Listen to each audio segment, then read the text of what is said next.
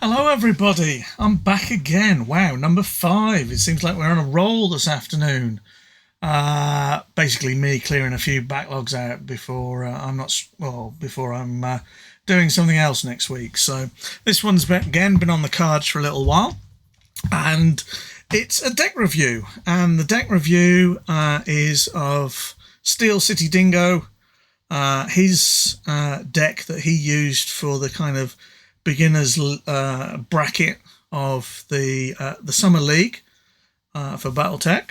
And he very, very honestly and generously put it up on the Facebook group and said, this is what I played. I know it's not great, but this is my deck. This is what I played. And I did quite well with it.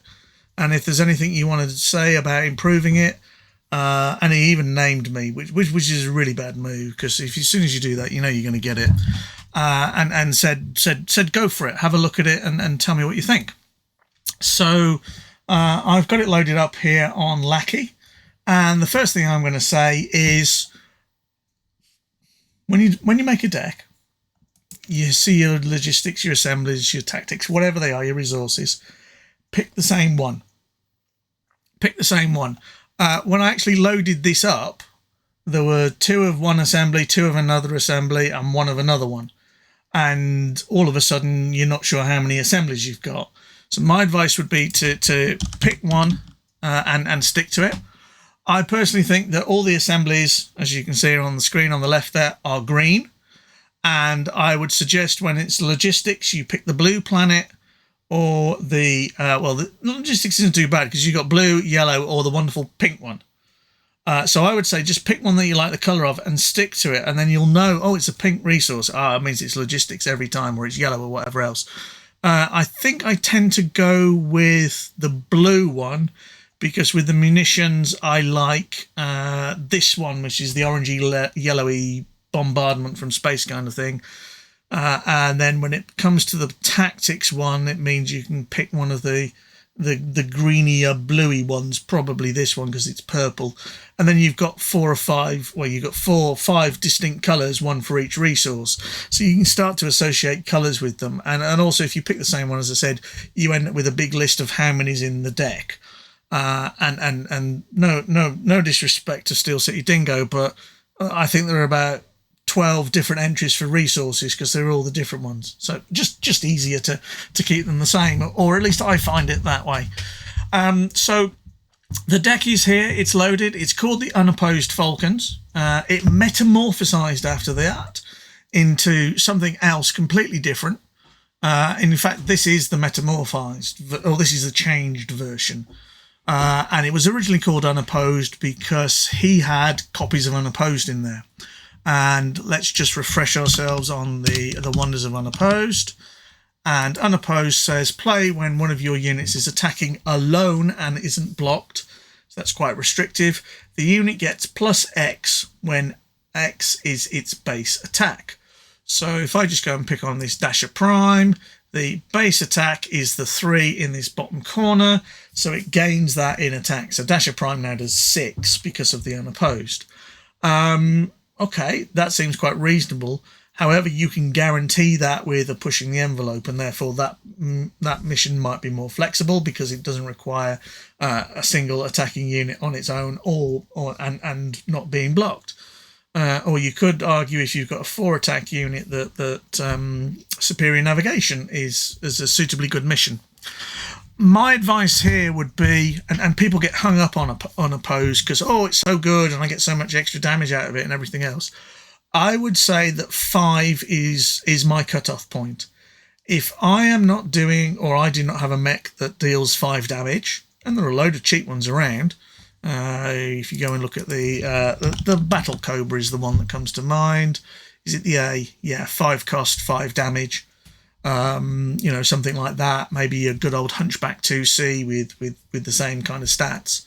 If I'm not getting 5 out of it, then should I be looking at another mission? Should I be looking at something that deals an addition or something different that has more flexibility? The requirements of Unopposed are quite blatant. So, yes, people like it. I kind of feel it's a little of a new player card, maybe. And you might find that there's more flexibility in other cards later. But they were originally there. He's looked at it. He said, you know what, actually, I don't think it's as good as I think it, or it thinks it is.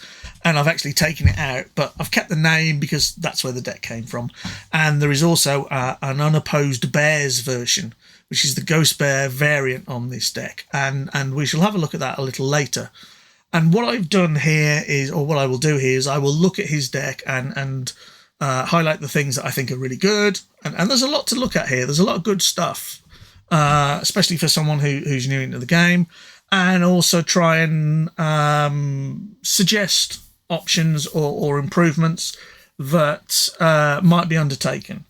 And although he's not here, not in chat or anything else, and I know I'm streaming at a funny hour, which is it is what it is.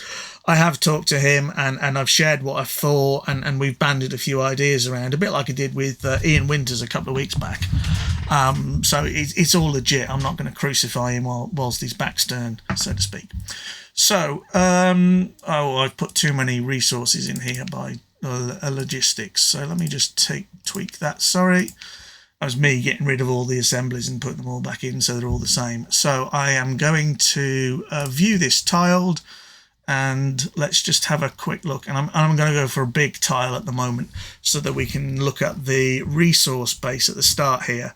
So let's get 6 across the screen. So that's 3 logistics, 5 assembly, and 5 tactics, and 1 black market.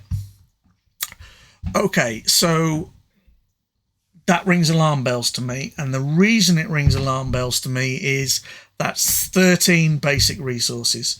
We can't include black market as a basic resource, even though it doesn't cost anything to in the way of buyouts. It still costs 2 to get on the table, so we can't call that a starting resource. And on 13 basic resources, you have quite an increased chance of a double mulligan. So the first thing I would suggest here is probably increasing those, probably going, or my cutoff is 14.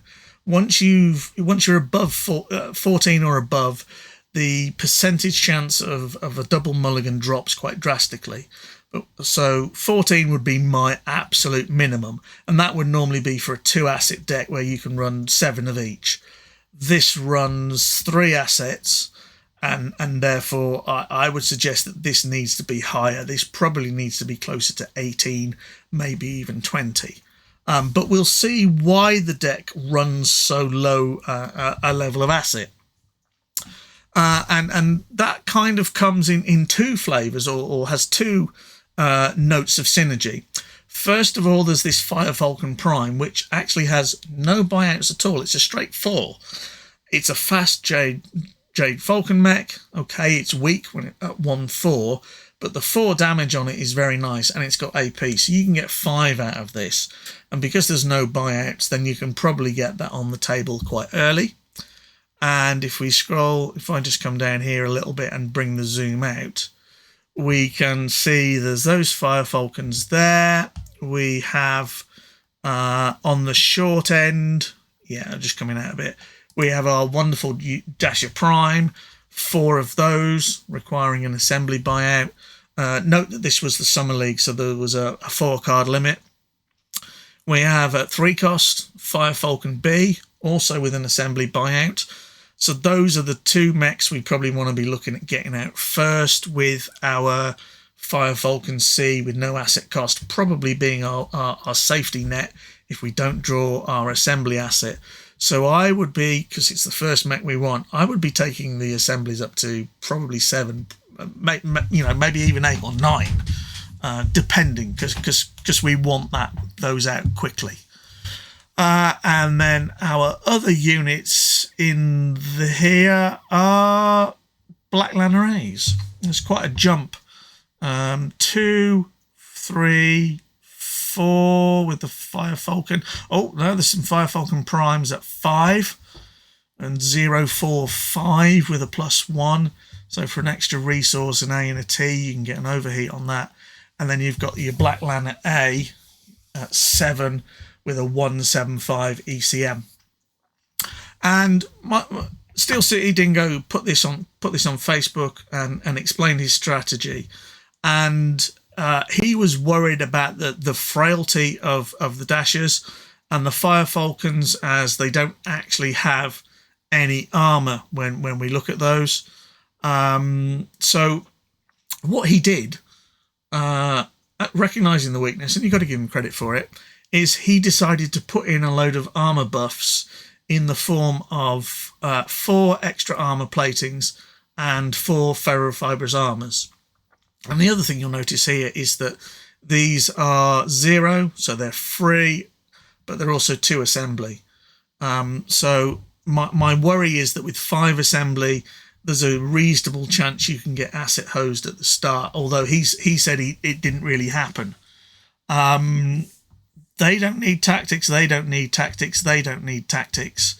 Okay, there's a few missions in here, but your tactics is basically run for the exclusivity of Fire Falcon, Black Lana, and the odd mission, and Martha, the Jade Falcon pilot included in here. And from that point of view, you could possibly afford to drop your tactics a little, because you don't need it straight off. You're not looking for that at the start of the game. You're looking for your assemblies. Okay. With assembly in play, though, this deck starts to really rocket. And the reason it rockets is that the extra armor plating is a free deployment, which is great. And when you look at it, it prevents 2 damage. So I can start chucking those out without any problems.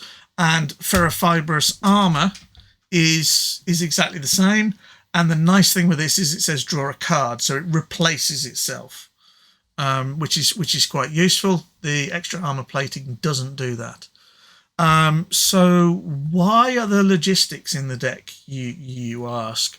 And the reason for that are strip mines, which is a 1/2L buyout resource.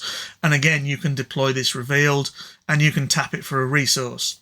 So you can actually get a jump on your opponent with strip mines. And then the other resource or comment to support that is war funds to go and pick the resource you need. Note that this is the League version, and the card must provide the asset. So he can't pick strip mine, but he can pick one of his basic resources, albeit there are only 13 of them. So it's reasonably reliable. 5 assembly, 5 war funds, 5 tactics, 3 logistics, and 4 strip mine. So I think there's enough to probably just about get it over the edge each time. And he seemed to say he didn't have any problems. My worries with this deck actually revolve around the extra armor plating and the ferrofibrous armor. And the reasons for that are, yes, they give you 1 armor. Yes, they effectively give you 2 extra health because you're preventing 2. So you're turning your dasher into a 1/4/3 dash. Okay, but it's 3 cards to do that.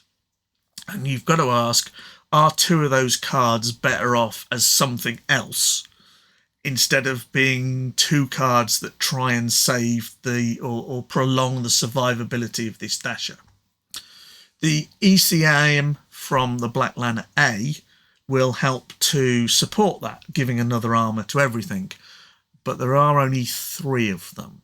So that's not always going to be the case. So I think the idea here is get your dasher out and give it some buffs so it survives. And whilst that's dishing out some pain, develop some more mechs that you can do the same thing with, the slightly fragile Fire Falcons, etc., etc., and start the beatdown, whether it's resource hunting, whether it's mech hunting, or whether it's stockpile hunting.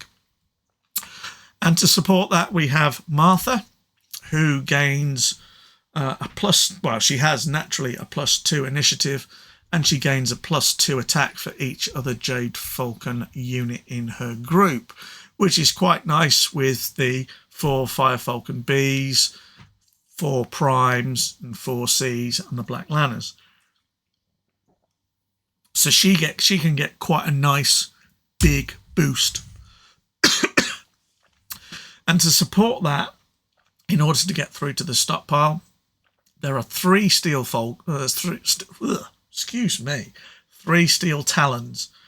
I think maybe three might be a bit much for me. I think two is a good number, or one. I'm not sure if three works. But then this, I think, is a very aggressive deck. And therefore, sometimes the more the merrier. There are two overruns, which I literally streamed earlier about overrun. I feel that, yes, it is a good card if used in the right circumstances. But I think those circumstances are perpetuated more by new players and the cards that they put in their deck than the value of this card as it stands. I think better players will either play around it or use other mechanisms to avoid it, and it will be kind of nullified that way. And then finally, there is the wonderful falsified maps and Rocky Gorge combo, which is a very, very defensive setup. And I would suggest that in a deck like this that is very, very offensively orientated, that's probably not required. You can afford, I think, if with the amount of damage coming out from some of these mechs, you can probably afford to take a hit every now and again, even if it is a Dasher Prime.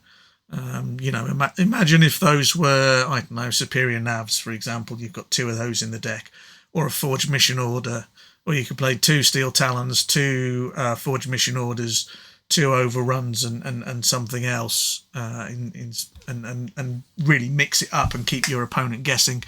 And then finally, because we have free deployments with strip mines, free deployments with extra armor plating, and free deployments with ferrofibrous armor, there are three hidden reserves, which is the only card apart from the strip mine that requires logistics to make the cut, which allows you to draw more cards. So from that point of view, it's quite well focused, actually. For a guy starting out, he's definitely got something going, and there's a lot of sense in the unit and mech choices, and the supporting cards and everything goes with it. So as a synergy package, you definitely get a lot of credit for it. Is it going to turn the world on fire? No disrespect, but probably not. Is it a good deck for that level of player? Yes, it is. That's putting things straight.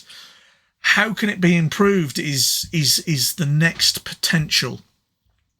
I think in this deck, the extra armor plating and ferrofibrous, much as they keep things alive, is 8 wasted cards. And arguably, because you're drawing cards with ferrofibrous as well, and they're free deploys, you are going to rattle through your deck pretty quick. And I think when this deck is allowed to be offensive and attack, it's very good going forward. But when it defends, it's weak. And therefore, the more cards you draw and you're weak on the defense, you're whittling away at your life, which is your stockpile.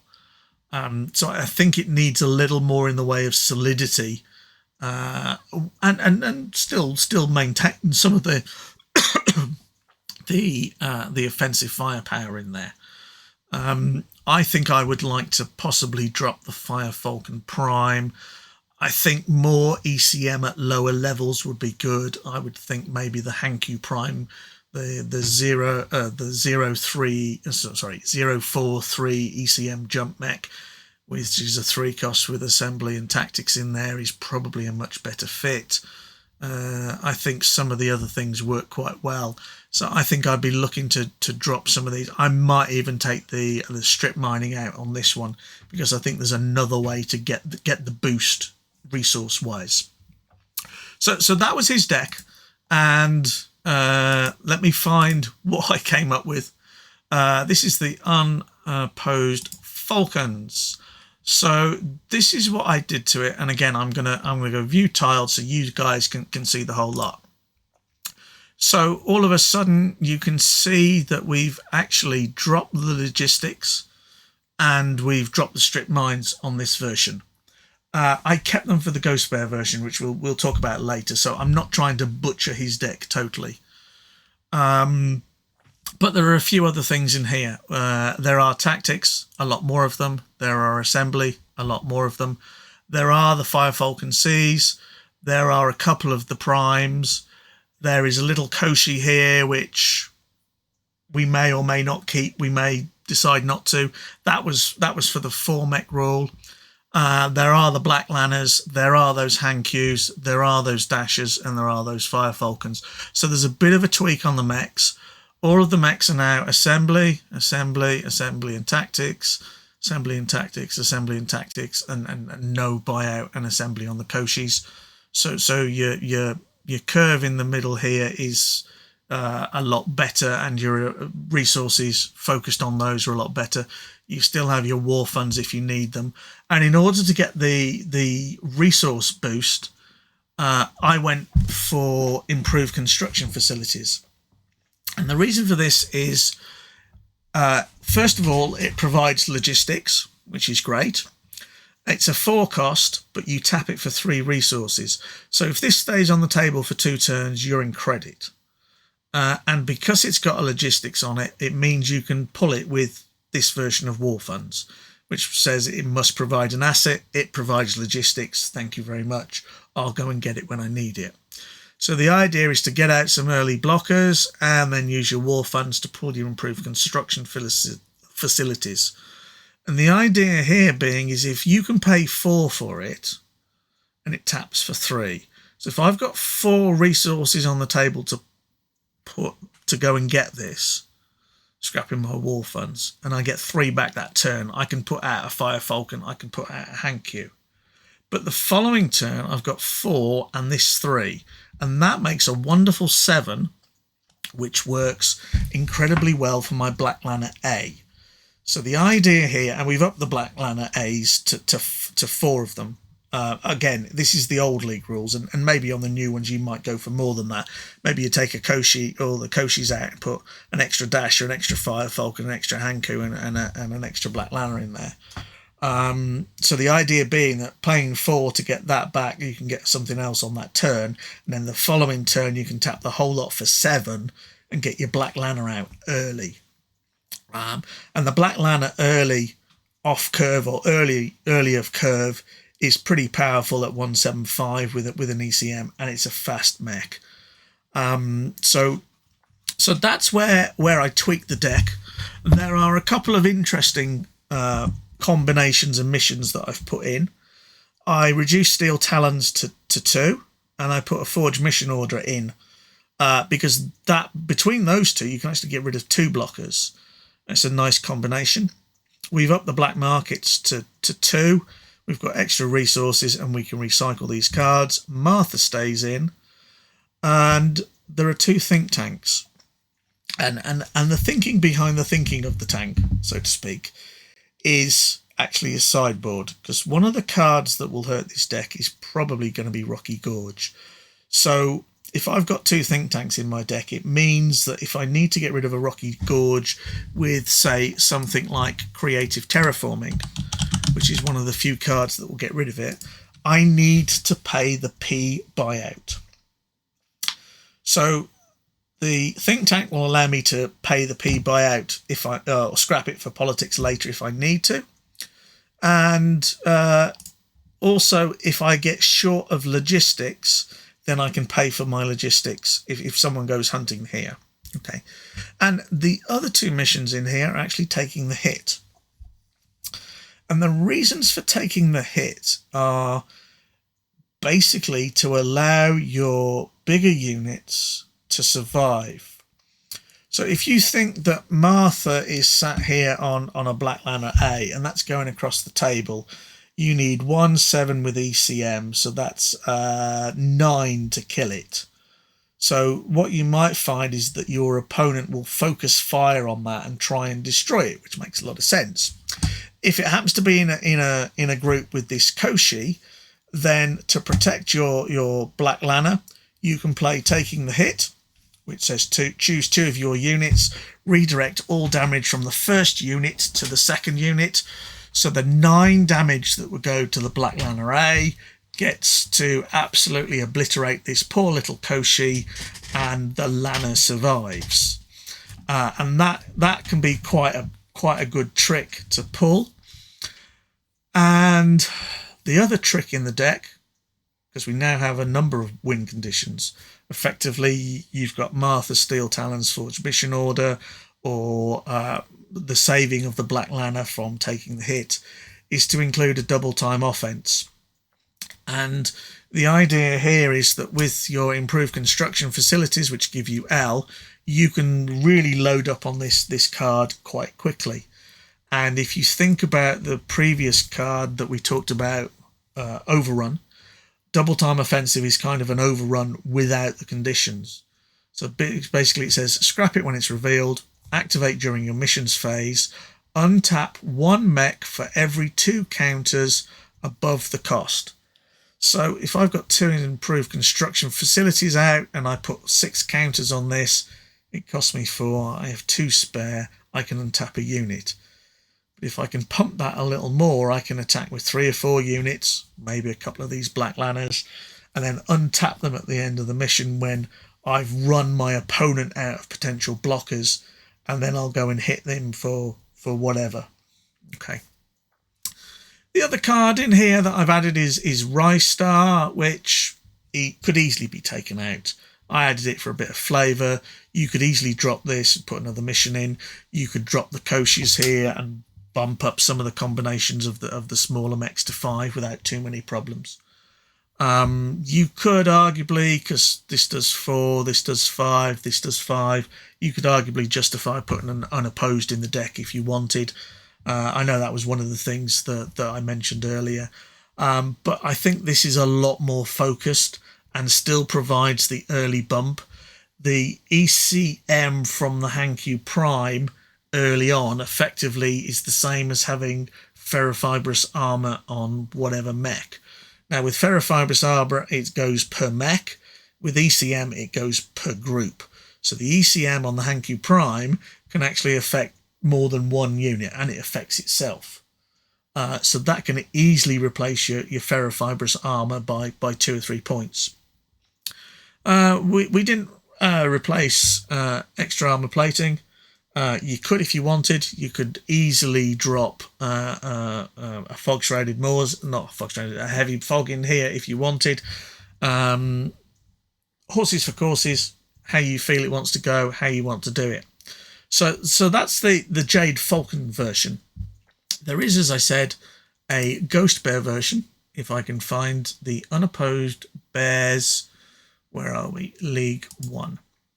And again, you can see assembly, logistics. Yeah. So it's the same makeup, I think. I haven't done what I did with this one, but you can see the logistics there. Pick one of them, keep it true. Okay. So we have 1, 2, 3, 4, 5 assembly, 1, 2, 3, 4, 4 tactics, 5 tactics. There's one at the top there. We have the same asset breakdown. We have 1 black market. We have 4 war funds. We have 4 strip mines, 3 hidden reserves, and then the 4 extra armor platings and 4 ferrofibrous armors, like the previous deck. So just like Jade Falcon, all of that is the same, and we still have the false maps and Rocky Gorge in there as well. So the units have changed. Have changed from Jade Falcon to Ghost Bear. We still have our dashers. Here we have our Hankyus anyway, which I think is a welcome addition.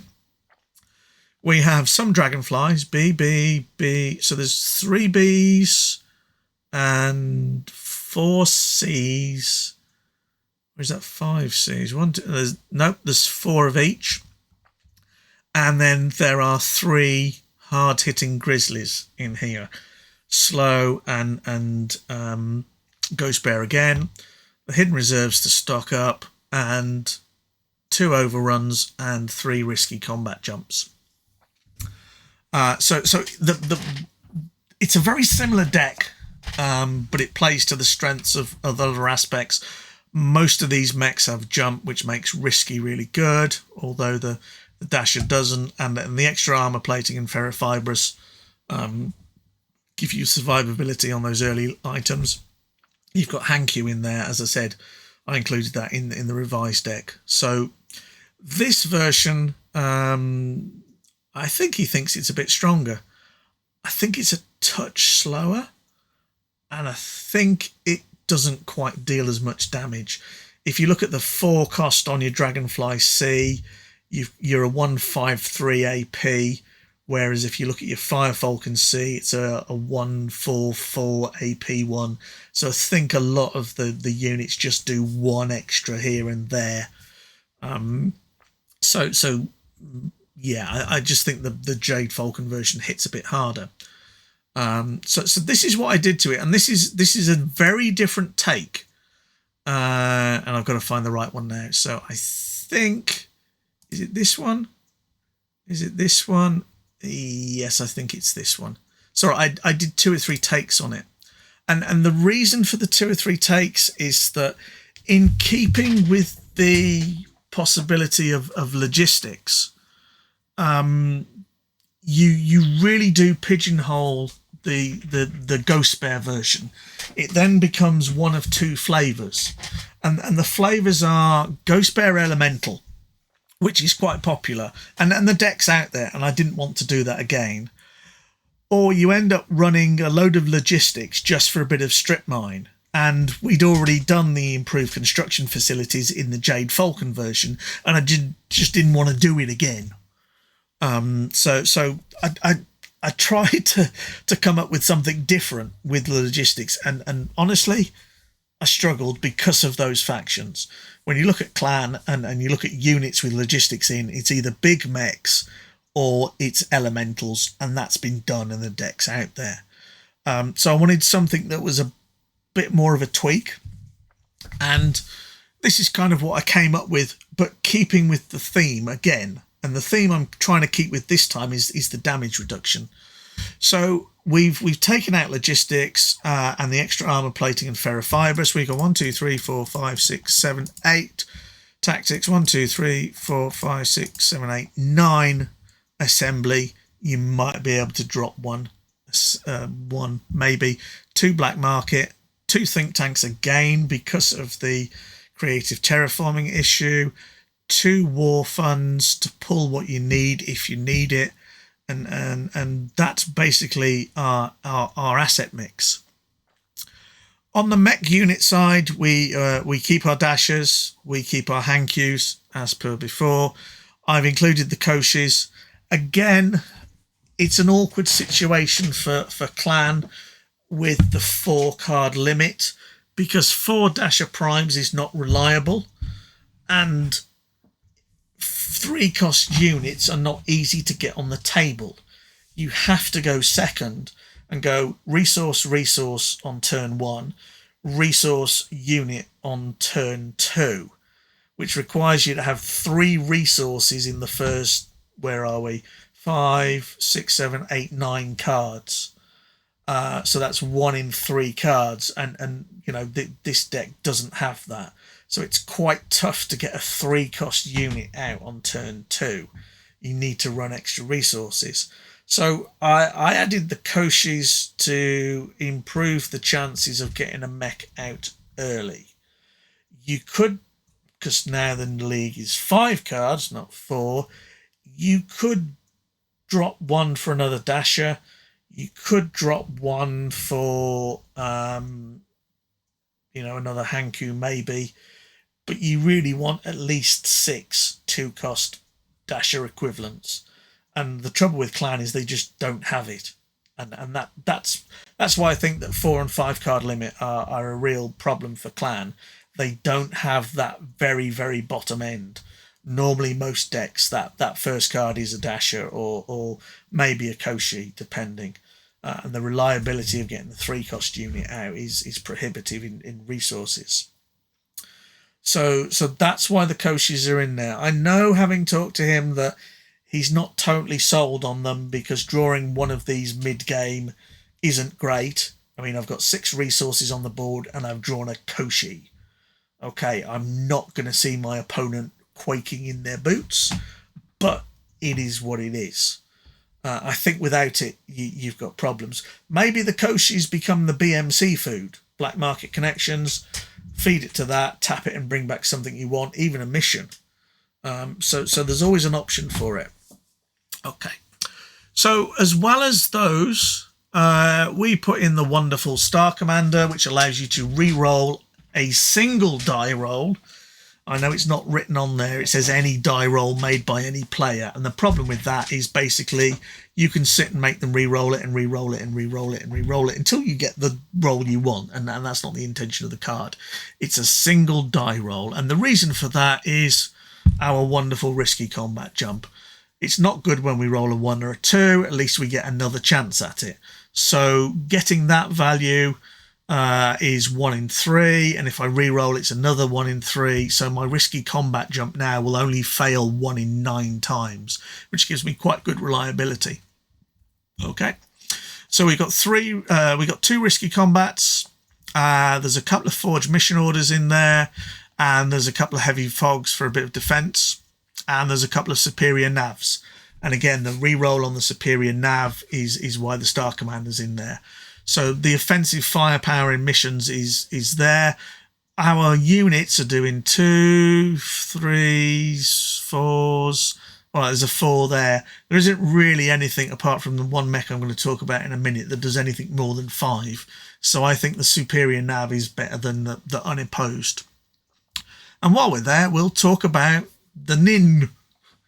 Nobunori Nin. And this, for me, is a better option than the Grizzly. And there's a couple of reasons for that. 1, it's medium. Okay. 2, they both have jump. It's 6 cost, not 8. And for the 6, not 8, you sacrifice a little bit of health and structure. It's a 1/7. I think the Grizzly's a 2/7/7, or is it 2/8/7? The Nin is a 1/7/6. But that 6 is still pretty powerful and going to hurt. Put a Star Commander on it, you're doing 8. And then you've got options with your risky combat because it jumps. They both jump, but I just think the Nin is a bit cheaper with comparable survivability and firepower, and a good choice. As ever with Ghost Bear, we have the wonderful Aletha in there. And remember that Aletha prevents 3 damage to a mech that is fast. Okay, so we can stick her on a good old Dragonfly and away she goes. Oh, sorry, I lied. She's fast or moderate. So I can put her on the Nin and she'll prevent 3 damage. So this is now effectively a 4/7/6, whereas the Grizzly is slow and her ability doesn't work. So Aletha, when we put her on the table, she can take a ride in anything she fancies. And you're going to get that prevention of 3 damage on everything, which is really, really nice to have. And then whilst I was on the Aletha theme, and we were also looking at the extra armor plating and ferrofibrous armor promoting the survivability of our dashers, I thought, why not play with these? And I think this is an interesting card that, although it's never going to break the meta, I think it fits in with the theme of what Steel City Dingo was trying to do. You could easily replace this in the deck without any problems. But I think it's better. It is a recon pilot. It's 0 cost with 4T. So it doesn't cost you anything with tactics on the table. And it gives you 1 initiative. And that initiative is really, really important. Because you have an ability with the recon pilot to prevent damage that you can use should you wish, and that works out really well if you know what the other guy is doing. The other advantage of this is if you put it on a mech with jump and your opponent jumps, you jump yourself, and then you've still got your +1. So if you've both got tactics in play, he jumps to get +1, that puts him at 2. You jump to get to 2 as well. You're the attacker, so you win initiative. So you can see where the damage is going. Okay. Recon pilot says prevent 5 damage to a mech piloted by recon pilot, but that mech deals no damage. Well, I'm sorry, but if that's a Koshi and I'm saving 2 damage, then I'm quite happy to keep that on the table, because if it doesn't do 2 damage this turn, it could do 2 damage next turn, or the turn after it, or even the turn after that. Whereas if it dies, it does 2 damage this turn and then nothing for the rest of the game. So keeping it alive actually has a benefit to me. I have the potential of additional damage in subsequent turns. So usability during a mission, and only if that mech is attacking, fine. You can deploy it revealed to make an additional deployment and draw a card. So basically it's free. You put it down, provided you've got tactics, it costs you nothing. It gives you initiative and prevents 5 damage. It goes out as a free deployment and it replaces itself. So it's like ferrofibrous armor, but as a pilot you get +1 and it prevents 5 damage, whereas ferrofibrous armor just gives you 1 armor, which prevents 1 damage. So recon pilot in that context is a lot better. And that's where I ended up with this particular deck. It is a kind of damage prevention-y type deck, but when it needs to battle with star commanders and some hard-hitting men, cool. Hard-hitting men like Aletha, yeah, I know. You can dish out quite a lot of pain, and there's some good missions in there. Superior Nav, Heavy Fog, and Risky to have some flexibility about what you're doing and be able to manipulate the game. So hopefully you will find that interesting and useful. Remember to make sure you've got a reliable deck, you've got some flexibility in there, and you've got some focus. And after that, I will say thank you very much. Thank you to Steel City Dingo for being so open and honest and upfront with it, and taking what I've said on board. I think he felt that most of what I said was pretty good and pretty positive. He started playing some tests with stuff, and I could turn that into the elemental deck, and it's out there, and he can go and look at that. That's fine. So I wanted to try and do something a little different that broadens horizons, raises a little bit of awareness, but still tries to A, keep themes of decks, and B, work with that synergy. Is it a great deck? No. Is it decent? Yeah, it's not bad. Is it fun? Yeah, I'm sure you can have loads of fun with it. So there we are. Hope you enjoyed. Take care. Look after yourself. And I'll see you soon.